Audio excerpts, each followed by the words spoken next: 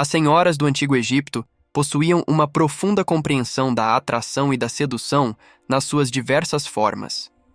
As suas rotinas de beleza eram intrincadas e sofisticadas, com o objetivo de seduzir e cativar as pessoas com quem estavam. É intrigante ver como estas práticas de beleza antigas continuam a ter influência nos regimes de beleza modernos.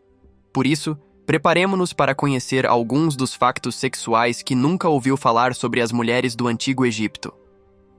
A cultura egípcia antiga dava grande ênfase à utilização de perfume e as mulheres egípcias usavam-no para aumentar o seu fascínio sexual. Combinavam óleos aromáticos e resinas, produzindo assim fragrâncias únicas que refletiam a sua personalidade. Acreditava-se frequentemente que o perfume tinha efeitos afrodisíacos, pelo que era aplicado não só no corpo, mas também nas zonas genitais e noutras zonas íntimas. É espantoso considerar o papel que o cheiro tinha na dinâmica interpessoal da sociedade egípcia antiga. Vestiam-se com belas joias e cosméticos coloridos e utilizavam ingredientes naturais como o azeite e o mel na sua rotina de cuidados com a pele. É intrigante ver como estas práticas de beleza antigas continuam a ter influência nos regimes de beleza modernos. Outra característica fascinante da cultura egípcia era a arte da dança do ventre, praticada nos tempos antigos. Esta forma de dança sensual era executada apenas por mulheres, como forma de mostrarem a sua feminilidade e sedução.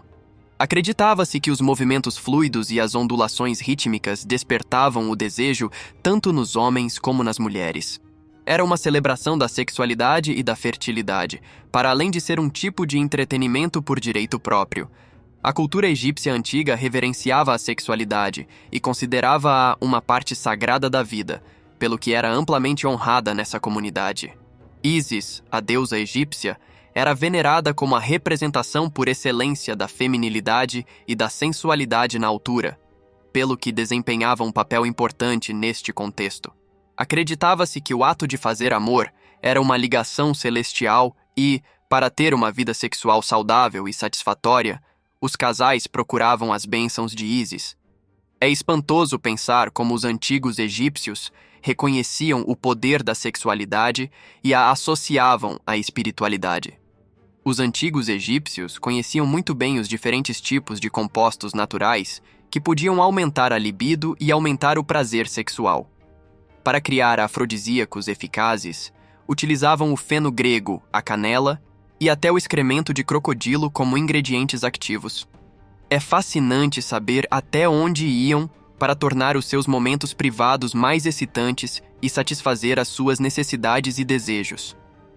No que diz respeito às questões da sexualidade, um dos elementos mais marcantes da cultura egípcia antiga era o tratamento relativamente igualitário das mulheres. Este era um dos aspectos mais surpreendentes da sociedade egípcia antiga.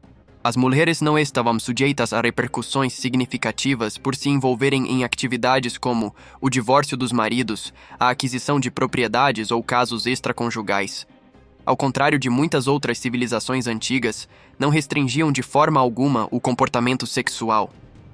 Esta faceta da sua cultura exemplifica a natureza evolutiva da sociedade egípcia antiga e fala eloquentemente sobre o seu significado.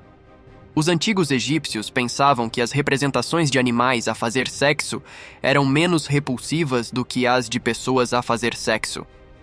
Os irmãos, os cadáveres e as representações de sexo com animais tinham um lugar na cultura egípcia antiga. No entanto, isto não significa que os antigos egípcios fizessem tudo o que lhes ocorria ou que houvesse festas constantes. Os antigos egípcios praticavam os primeiros tipos de controlo da natalidade e tinham leis severas contra coisas como o adultério. Também documentaram os seus comportamentos, o que contribuiu para o avanço da atividade sexual ao longo dos tempos, uma vez que a necrofilia surgiu durante o processo de embalsamamento. A maioria das pessoas sabe que os antigos egípcios usavam a mumificação. Esperei até ver os antigos egípcios se pensava que os romanos e os gregos eram invulgares quando se tratava de bater em pessoas feias. Heródoto, um autor antigo, relatou que havia alegações de que pelo menos um embalsamador tinha dormido com o cadáver de uma mulher bonita. Este facto levantou questões sobre possíveis relações entre embalsamadores e corpos de mulheres de renome ou particularmente atraentes. As pessoas desaprovavam esta prática e, se um colega embalsamador fosse visto a utilizar um cadáver para fins sexuais, denunciavam-no. As famílias não entregavam imediatamente os corpos de mulheres de renome ou particularmente atraentes para evitar a necrofilia. É possível que utilizassem goma derivada da seiva da acácia para cobrir a boca do útero durante a atividade sexual, de acordo com um método documentado em papiros antigos. A eficácia desta abordagem é, pelo menos parcialmente, apoiada pelo facto de a goma de acácia incluir ácido lático, que é conhecido por ser um espermicida. Outra técnica consistia em revestir o interior da vagina com uma solução de mel e bicarbonato de sódio. Uma opção adicional era um aparelho semelhante a um diafragma que consistia em Cleópatra ter aparentemente outros métodos para se divertir quando seus quartos estavam vazios. Segundo os rumores, ela teria enfiado abelhas numa caixa de papiro ou numa moeda escavada. Com a chegada dos romanos, Cleópatra teve um filho ilegítimo com Júlio César. Mais tarde desenvolveu uma relação amorosa com Marco Antônio, que acabou por resultar numa morte trágica.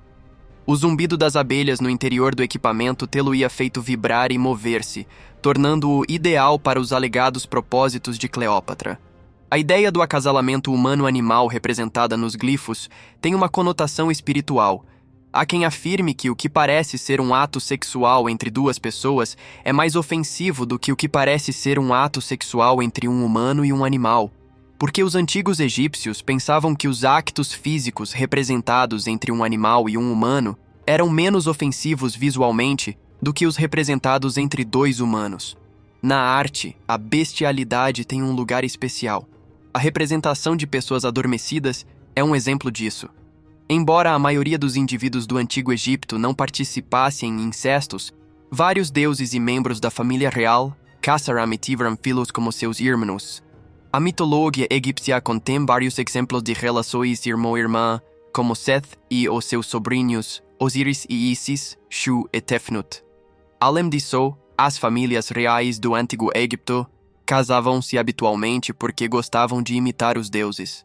Segundo os especialistas, o rei Tut tinha vários problemas de saúde, incluindo uma coluna vertebral torta, um lábio leporino e uma doença óssea degenerativa. Ninguém parecia muito preocupado com a perda da inocência. A castidade e a virgindade não eram muito valorizadas pelos egípcios. Casar ainda virem não tem qualquer relevância. Os casos pré-matrimoniais eram habituais e acontecimento bem conhecido na mitologia egípcia antiga. Para além disso, é o primeiro caso de felação da era histórica. A divindade Sete mata e desmembra o seu irmão Osíris, mas a irmã de Osíris, Ísis, junta os pedaços num esforço para trazer Osíris de volta à vida. Os mitos egípcios dão muita ênfase aos órgãos genitais masculinos. O mito egípcio é o primeiro exemplo de história oral que se conhece. Os amuletos com a forma dos órgãos genitais masculinos e femininos eram frequentemente usados como sinal de prosperidade e reprodução no Antigo Egito. Um exemplo é a concha de Coreia, que se assemelha à forma dos órgãos genitais femininos. Embora o sêmen desempenhe um papel elevado e espiritual em muitos dos seus mitos, os antigos egípcios tinham um conceito único sobre a origem do sêmen. Pensava-se que a coluna vertebral era a área do corpo que produzia esta substância sagrada no Antigo Egito. Pensavam que provinha de uma vértebra sagrada da coluna vertebral, precisamente. Depois de ter sido apresentada pela primeira vez, esta perspectiva continuou a ser largamente aceite durante muito tempo. O sêmen é um fluxo suave da coluna vertebral, segundo Platão, que partilhava esta crença.